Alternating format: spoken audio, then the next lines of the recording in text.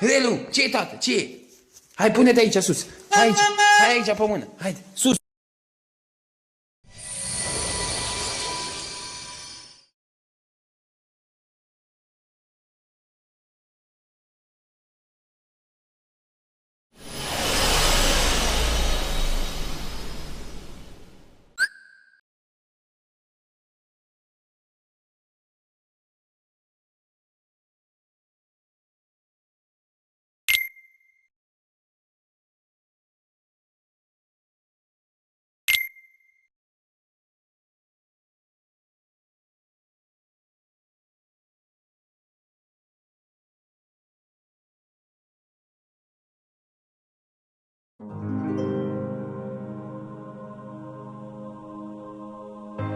The X Saga is basically the second saga in the entirety of the Kingdom Hearts storyline, set in the distant past. A distant time period known as the Age of Fairy Tales. It starts at Kingdom Hearts Key, followed by Back Cover, then there's Unchained Key, followed by Union Cross, then Dark Road, and lastly Missing Link. This is the release order, by the way. The chronological order is this. For the summary though, I'm gonna go in release order, starting with Kingdom Hearts Key, which was an online computer game that released in 2013 and stayed in service until sometime in 2016. Unfortunately, it was a Japan exclusive. The main character of this story is you. Yes, you. Well, it could also be a character made by you, though that depends on what you want. For this video, I've made the character as ambiguous as possible.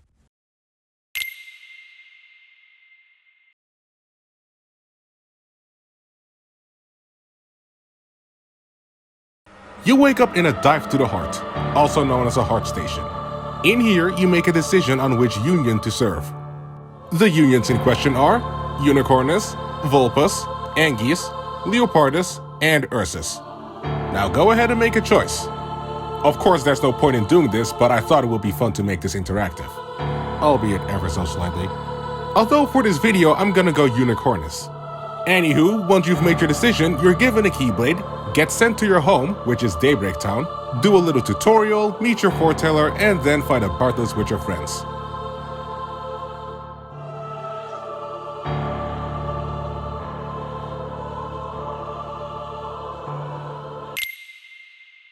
You then get your own Chirithy, who serves as your little guide, and after that is done, Union Cross, Key officially begins.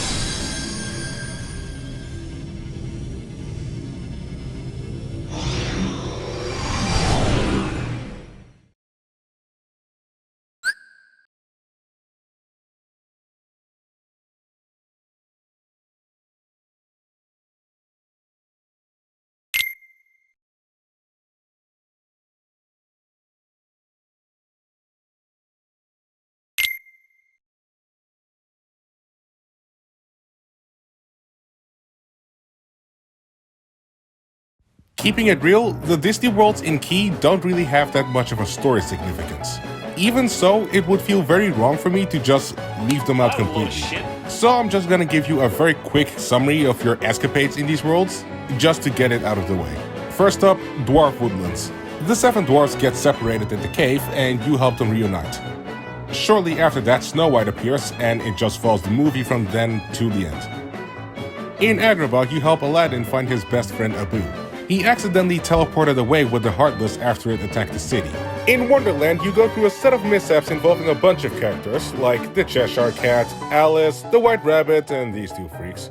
Eventually, Alice stands on trial and you help her escape. In Beast's castle, the Beast is big sad and his house is overrun with Heartless. One pep talk, a Heartless extermination, and a dance later, Gaston marches to the castle with more Heartless to kill Beast.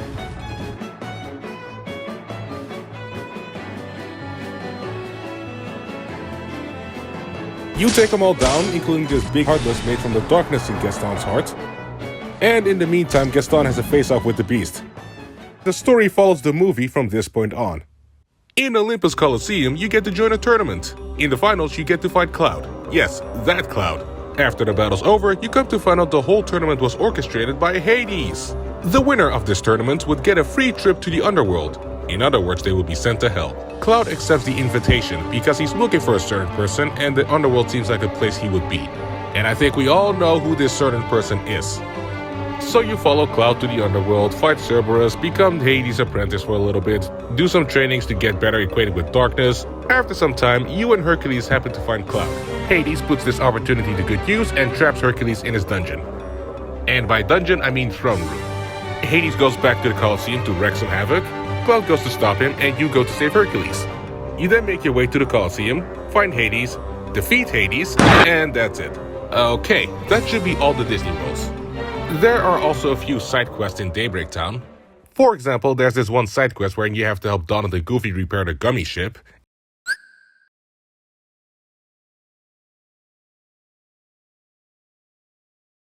But yeah, that should cover all the stuff that isn't really impacting to the story. Which means we can actually get to it now. So let's go.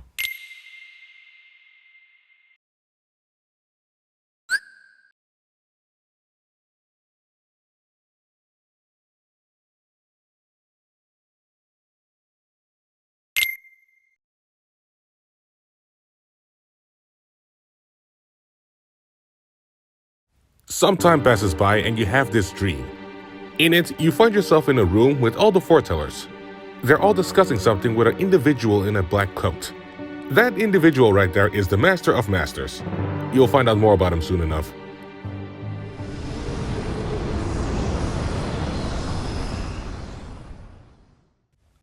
A little bit later, if you've woken up, you see this.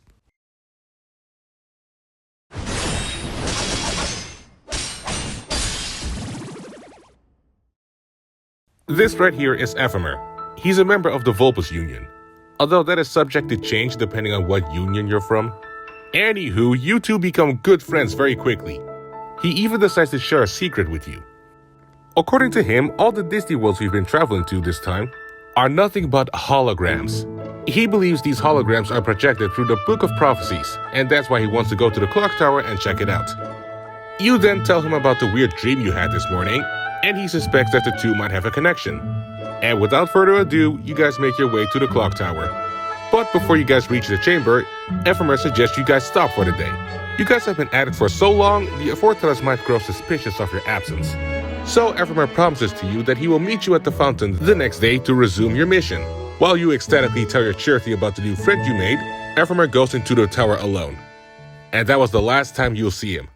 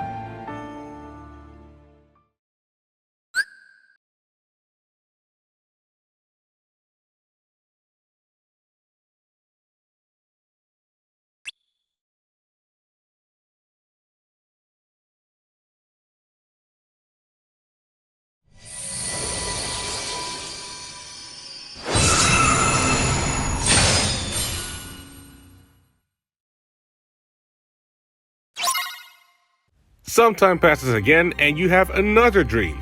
This time about your little adventure with Ephemer. But at the end, he tells you that he'll wait for you at the clock tower?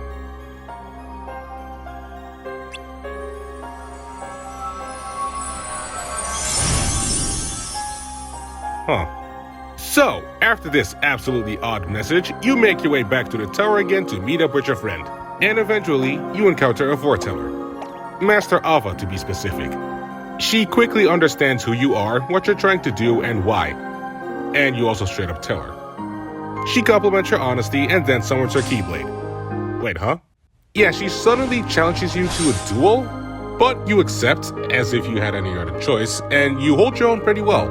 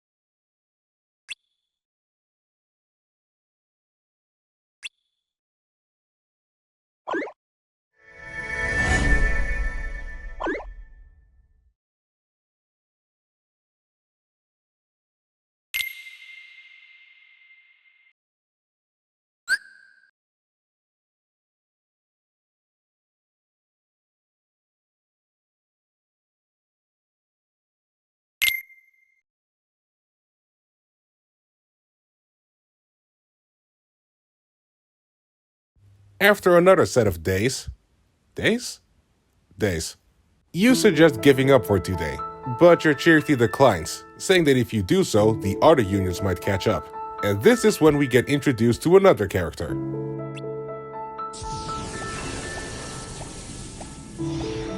She, like Ephemer, is another prominent character to this saga. As a matter of fact, the two used to be in the same party, but then Ephemer just left for some reason, but we'll get to that later. After a quick round of introduction, she tells us something very interesting, which is that Ephemer also showed up in her dream. Only difference is that he told her to find you and then head to their meeting point. The meeting point being, you guessed it, the clock tower. So you decide to go, but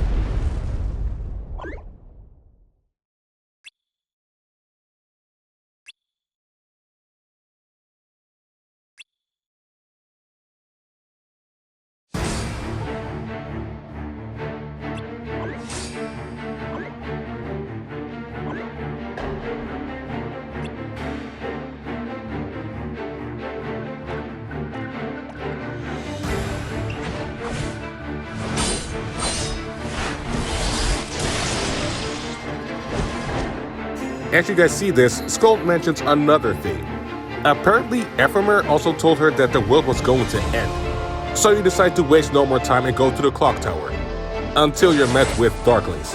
And a never-before-seen Dark Charity. Now, as to give an explanation on what these are, the Darklings are, simply said, Keyblade wielders turned heartless. As for the Dark Charity, we'll get to that later. So you fend off the Darklings. Dark Charity then gives us a little lecture about her. She then disappears and you go on your third attempt at reaching the clock tower.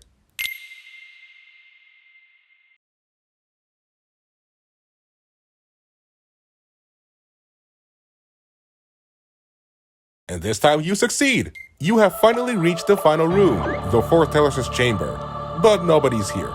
Not even Ephemer, which is strange. Not too long after you arrive, the Foreteller of your union shows up as well.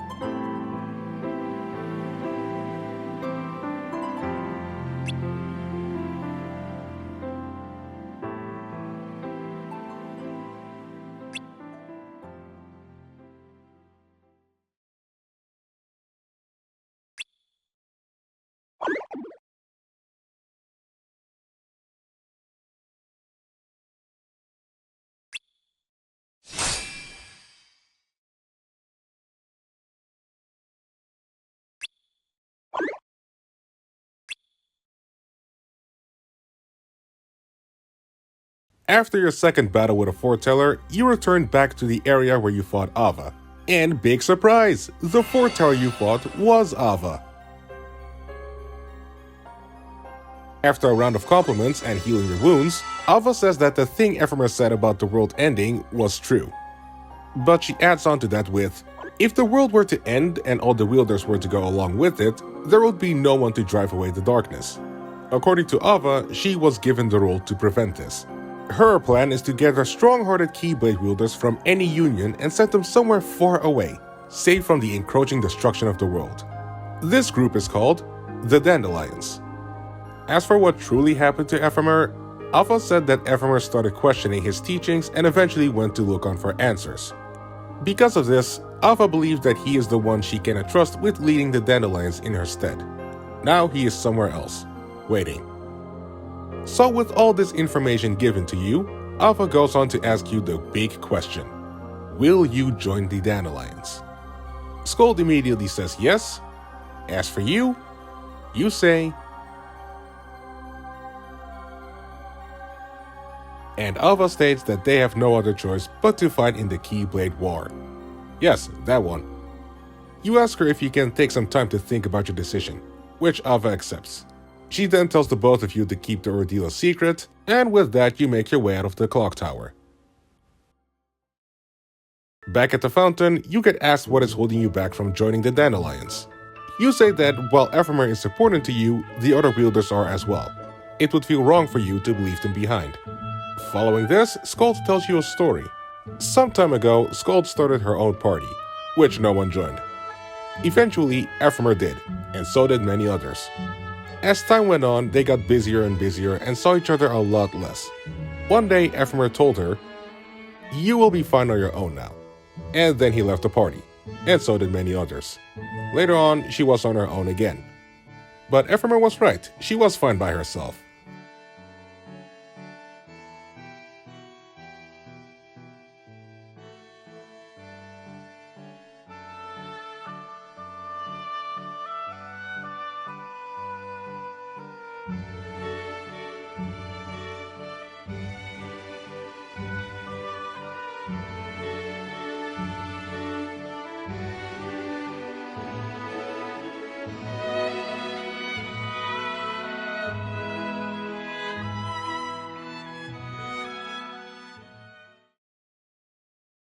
Afterwards, there's a cutscene of Ava pep-talking the Dandelions, but I'm skipping that because it's already in the back of her movie.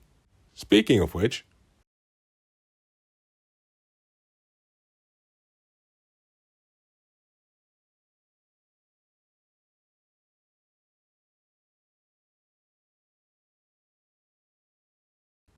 Alright, we have officially reached the endgame of Kingdom Hearts Key.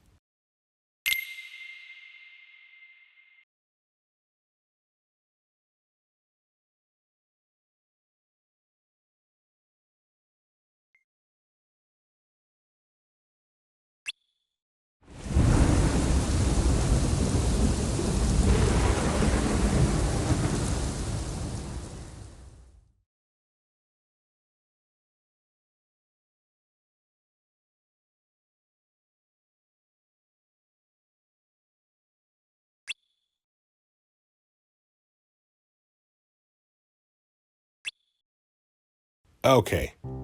A rumor has spread that one of the unions is a traitor, and that they're trying to spread darkness around, well, the world. This of course causes much commotion among wielders. Day after day, things just keep getting worse.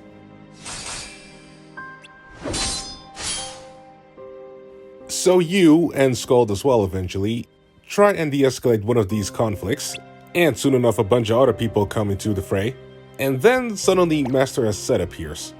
He gives us this whole speech about how the traitor cannot be found that easily, also saying that it's pointless to fight over Lux, because the true proof of strength is victory, and a strong union is proof of justice. As Skuld is trying to give a big objection to that, Aset tells her that Ava's group, the Dandelions, is her way of demonstrating her power.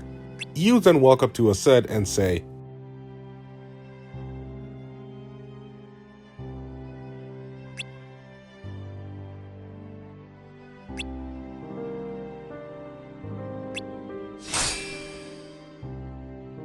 And with that commence battle against the Foreteller round 3. You hold your own not that well. Not only that, but after the battle, a set calls you unworthy of the Keyblade. And that happens regardless of your union. Shortly after this happens, Ira shows up and starts checking Ased. Ased chalks this up to just being a test. And then he goes on a rant about how the war is coming and how the other Foretellers have done nothing but fan the flames, going as far as to say that he will create a legion, and that backed by a powerful organization, a single leader can maintain the world balance, saying he will banish the other Foretellers and rule all the unions by himself. Ira calls him a fool, righteously so, saying he overestimates his strength, also righteously so. And after that, Ased leaves, saying they'll settle it at the battlefield. Skuld asks Ira what the point is of a battle if there will be no winners.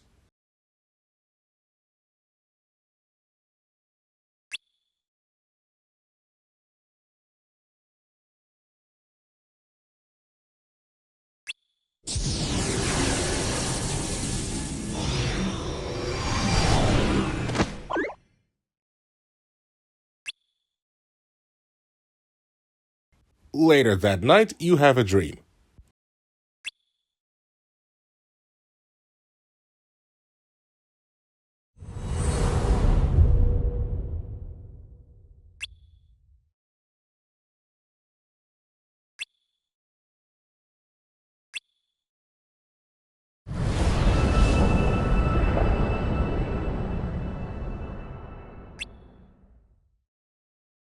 While you're tripping, Skuld and Cherthi are talking about the grim state of things at the moment, all while thinking in the inevitability of the war. You then wake up and ask if Ephemer has been found. And well, no. Skuld says that he's most likely carrying out Ava's wish. In the meantime, she's convincing people not to partake in the war. But that doesn't go well since a lot of people are skeptical about there ever being a war. Not only that, the Dandelions are also losing focus because Ava's not here. Cherthi then suggests asking Master Gula of Leopardus about her whereabouts. Since those two are very close with each other, he should probably know where she is right now. And with that, you guys go on to look for the Foreteller of Leopardus. So a little while later, you happen to find Gula in some random building. He quickly finds out that we're looking for Ava and why. He follows that by saying that she cannot change what's happening and that knowing won't do much either. He also says that the Master of Masters is the only person who can do anything about the current situation. Only problem is, no one knows where he is. Except for maybe one person, which is Luciu. With this information and Gula's confirmation, we find out that Ava is currently busy looking for Luciu so he can tell her where the Master is. Let's see how that's going. Ava ends up finding Luciu and then asks him what he's been doing this whole time. He then answers with, watching. That was the role he was given by the Master. He then follows that up by saying that unlike the other Foretellers, Luciu didn't receive a copy of the Book of Prophecies. Instead, he was given a task to go to the future, something that was stated in the book itself. He was given the task to watch the end of the world and then move on to the next. He also knew why Ava was trying to find him, and then tells her that not only is he unable to help, but the world was also meant to end. Further going on about the lost page of the book, which contains the Master's true intentions, which means that this was all intended. He also says that the Master has no interest in this world and whatever else is to come. He is observing, doing whatever it takes for Luciu to fulfill his role, which is to carry the secret of the lost page with him. And to do that, all must play out as it is written on the lost page. Ava then tells Luciu to tell her what's written on that lost page. She then assumes that he might be the traitor. After summoning his blade, he tells her the secrets of what's written on the page, and also who the traitor is. He then says, are you able to accept this?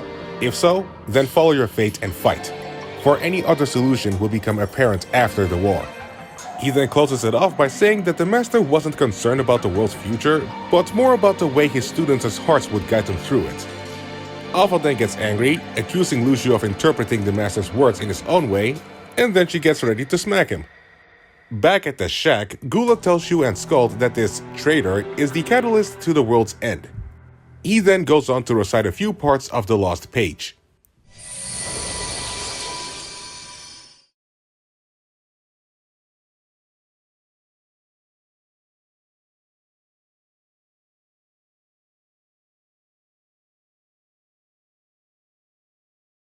He isn't even supposed to tell you all this, but since it won't change anything, he's just like, man, who cares?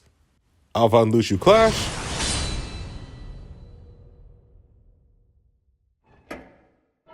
And the bells toll, heralding the end.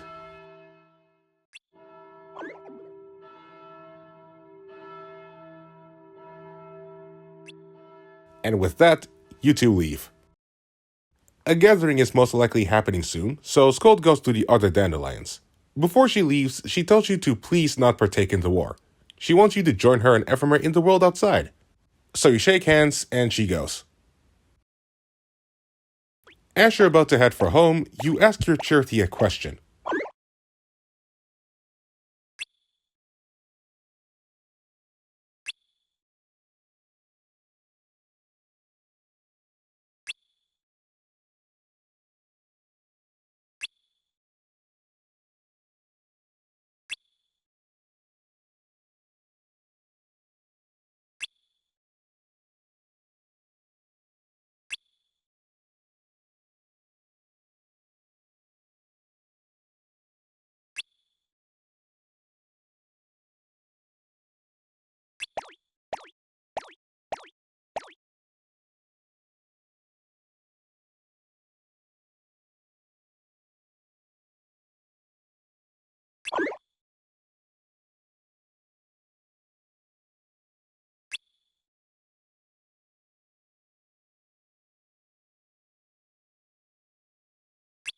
After a little heartfelt moment, Dark Charity comes back. After a bit of taunting, she reveals the truth about the power bangle. And it's at this point where I'm gonna explain something to you that I probably should have done sooner. Ah well. So, rewind the clock back to the beginning, sometime before you met Ephemer. You and the other wielders are given an object provided to you by the foretellers, a power bangle. The functionality of this thing was that it would take the dark energy of your enemies and convert that to light, so you were able to use that light to amplify your attacks. I'm pretty sure this was called guilting in-game. But the thing is, by using that converted light, you were technically still using darkness. And that darkness is what brought Dark Charity to life. Yeah, this thing belongs to you. Only difference is, this one has more of a free will. So, after the exposition, since you're not gonna fight in the war, she decides to attack you.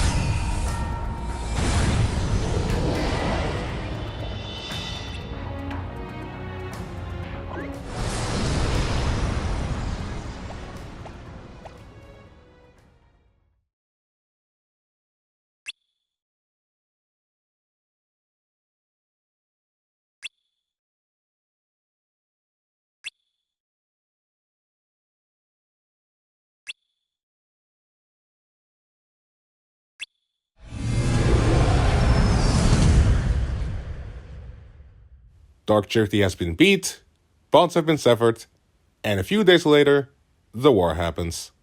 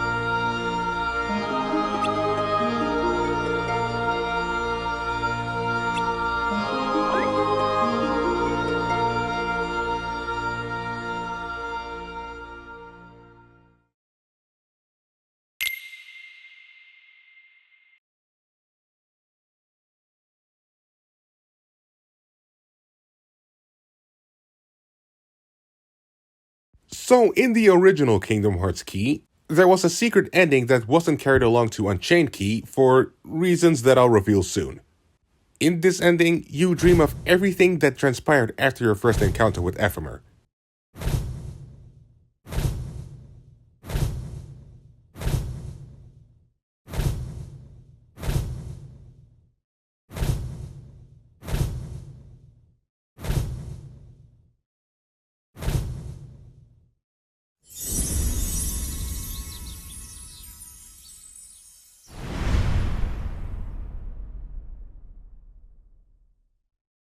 You wake up in an entirely new area and Charity asks you if you had that dream again, stating that you have been dreaming a lot since that day.